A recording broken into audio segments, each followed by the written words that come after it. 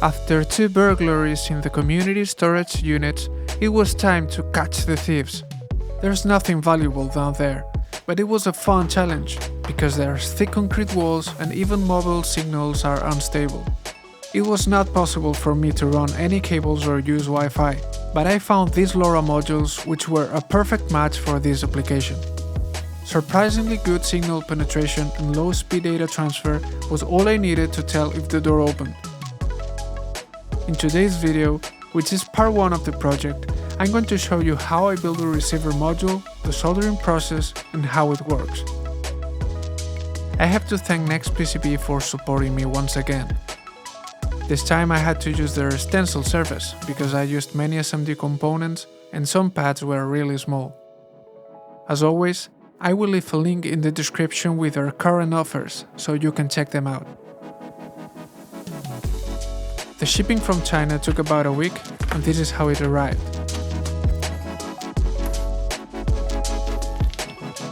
The stencil looks so smooth thanks to the extra polishing process they applied to improve solder paste depositing. I wanted to try a white solder mask this time, and I have to say that even though it looks good enough, the black silk screen came a little bit off to me. It's just cosmetics, but it's noticeable. Enough talking for now.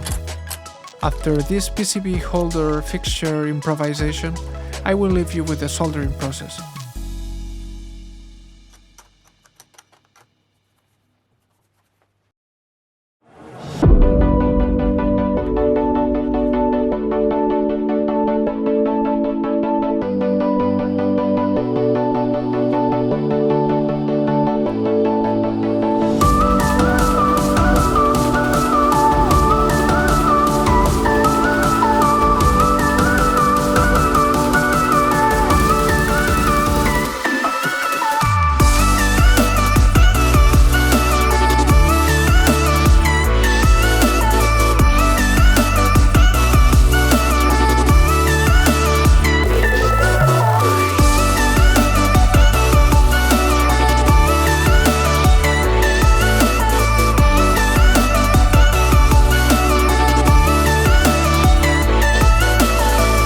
I'm interested in finding a digital microscope for my workshop because without it, it's a nightmare to do this kind of work.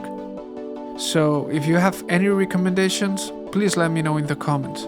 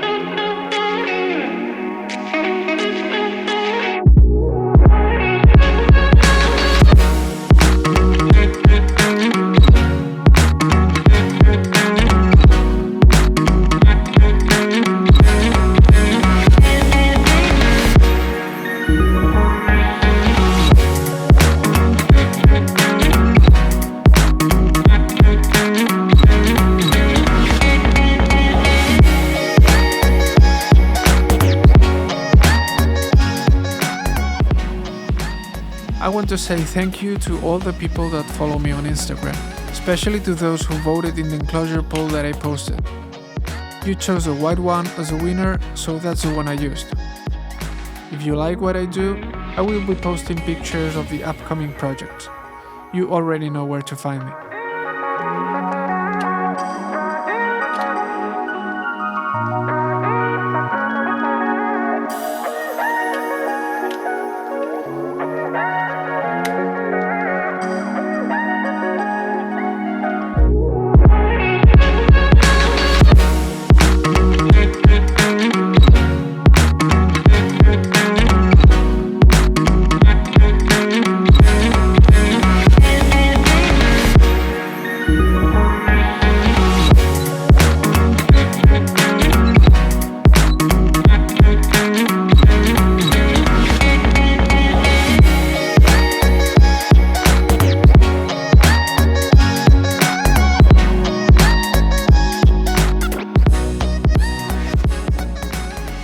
So the transmitter is repeatedly sending data to the receiver. If the received message is that the door is open, the alarm is triggered. But also if the communication is lost for more than a few seconds, the alarm will be triggered too. This way I can detect the event of an intrusion if they decide to break in after cutting mains power, or use some kind of signal inhibitor. Both modules will be plugged into an outlet, but the system is also designed to run on a LiPo battery using an onboard charger and a voltage control circuit. Unfortunately though, the battery did not arrive on time for this video, so I will include it in the next one. That's why the voltage reading is wrong.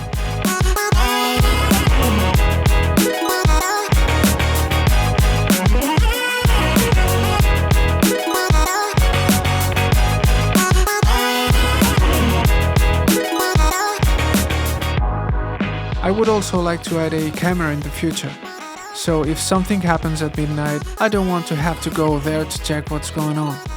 You know, just convenience.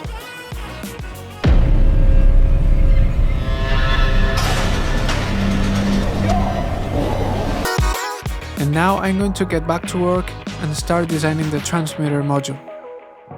I still have to try different sensors and positions. This one shouldn't be too complicated, but I don't know how I always end up finding a way to complicate things. So that's all for today guys. Thank you for watching, see you in the next one.